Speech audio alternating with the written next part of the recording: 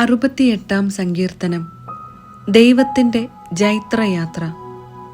ദൈവം ഉണർന്നെഴുന്നേൽക്കട്ടെ, അവിടുത്തെ ശത്രുക്കൾ ചിതറിപ്പോകട്ടെ, അവിടുത്തെ ദ്വേഷിക്കുന്നവർ അവിടുത്തെ മുൻപിൽ നിന്ന് ഓടിപ്പോകട്ടെ. കാറ്റിൽ പുകയെന്ന പോലെ അവരെ തുരത്തണമേ. അഗ്നിയിൽ മെഴുക് ഉരുകുന്നതുപോലെ ദുഷ്ടർ ദൈവസന്നിധിയിൽ നശിച്ചു പോകട്ടെ. നീതിമാന്മാർ സന്തോഷഭരിതരാകട്ടെ. ദൈവസന്നിധിയിൽ അവർ ഉല്ലസിക്കട്ടെ, അവർ ആനന്ദം കൊണ്ട് മതിമറക്കട്ടെ.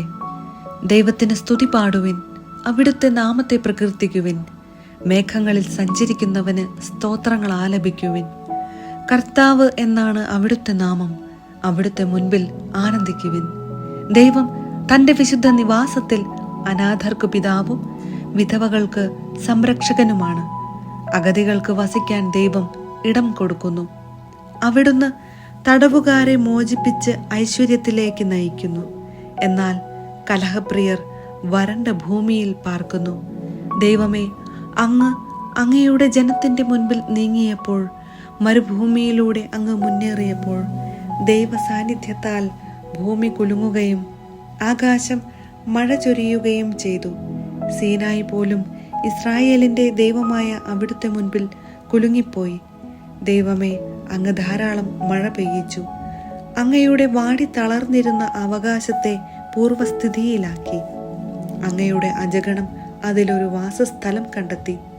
ദൈവമേ, അങ്ങയുടെ നന്മയാൽ ദരിദ്രർക്ക് ആവശ്യമായതെല്ലാം അങ്ങ് നൽകി. കർത്താവ് ആജ്ഞാപിക്കുന്നു, വലിയൊരു ഗണം ആ സദ്വാർത്ത വിളംബരം ചെയ്യുന്നു.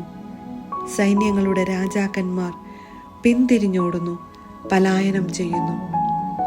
വീട്ടിലുള്ള സ്ത്രീകൾ കവർച്ച വസ്തുക്കൾ പങ്കിടുന്നു. നിങ്ങൾ ആട്ടിൻ തൊഴുത്തിൽ ഒളിച്ചിരിക്കുകയാണോ? ഇതാ, വെള്ളി കൊണ്ട് പൊതിഞ്ഞതും തിളങ്ങുന്ന പൊൻചിറകുള്ളതുമായ പ്രാവിൻ രൂപങ്ങൾ. സർവശക്തൻ അവിടെ രാജാക്കന്മാരെ ചിതറിച്ചപ്പോൾ സൽമോനിൽ മഞ്ഞു പെയ്തു.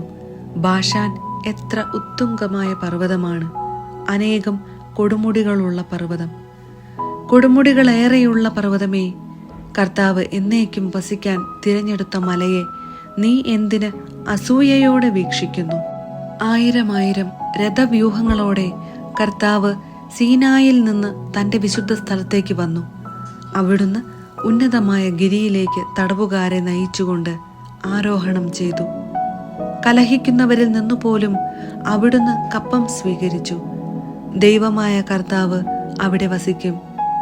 അനുദിനം നമ്മെ താങ്ങുന്ന കർത്താവ് വാഴ്ത്തപ്പെടട്ടെ. ദൈവമാണ് നമ്മുടെ രക്ഷ.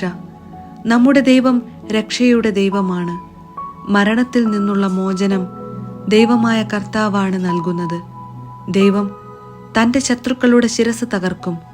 ദുർമാർഗത്തിൽ ചരിക്കുന്നവരുടെ കേശാലങ്കൃതമായ നെറുക തകർക്കും. കർത്താവ് അരുളി ചെയ്തു, ഞാൻ അവരെ ബാഷാനിൽ നിന്ന് തിരിച്ചു കൊണ്ടുവരും. സമുദ്രത്തിൻ്റെ അഗാധത്തിൽ നിന്ന് ഞാൻ അവരെ തിരിച്ചു വിളിക്കും. നിങ്ങൾ കാലുകൾ രക്തത്തിൽ കഴുകുന്നതിനും നിങ്ങളുടെ നായ്ക്കൾ അത് നക്കി കുടിക്കുന്നതിനും തന്നെ. ദൈവമേ, അങ്ങയുടെ ആഘോഷപൂർവമായ എഴുന്നള്ളത്ത് ദൃശ്യമായി. എൻ്റെ രാജാവായ ദൈവം വിശുദ്ധ സ്ഥലത്തേക്ക് എഴുന്നള്ളുന്നത് തന്നെ. മുൻപിൽ ഗായകർ, പിറകിൽ വാദ്യക്കാർ, നടുവിൽ തപ്പുകൊട്ടുന്ന കന്യകമാർ. മഹാസഭയിൽ ദൈവത്തെ വാഴ്ത്തുവിൻ. ഇസ്രായേലിൻ്റെ ഉറവയിൽ നിന്നുള്ളവരെ കർത്താവിനെ വാഴ്ത്തുവിൻ.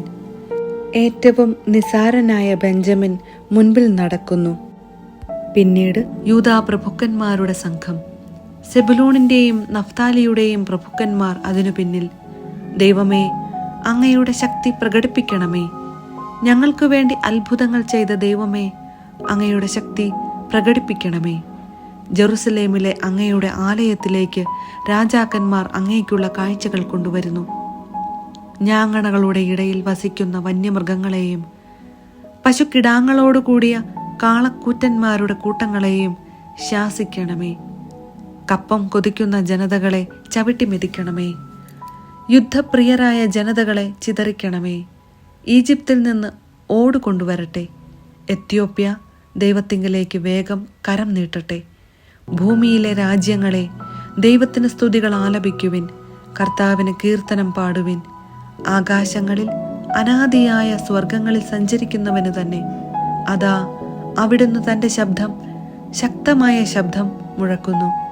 ദൈവത്തിൻ്റെ ശക്തി ഏറ്റുപറയുവിൻ. അവിടുത്തെ മഹിമ ഇസ്രായേലിൻ്റെ മേലുണ്ട്. അവിടുത്തെ ശക്തി ആകാശങ്ങളിലുണ്ട്.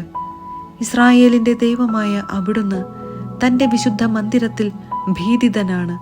അവിടുന്ന് തൻ്റെ ജനത്തിന് ശക്തിയും അധികാരവും പ്രദാനം ചെയ്യുന്നു. ദൈവം വാഴ്ത്തപ്പെടട്ടെ.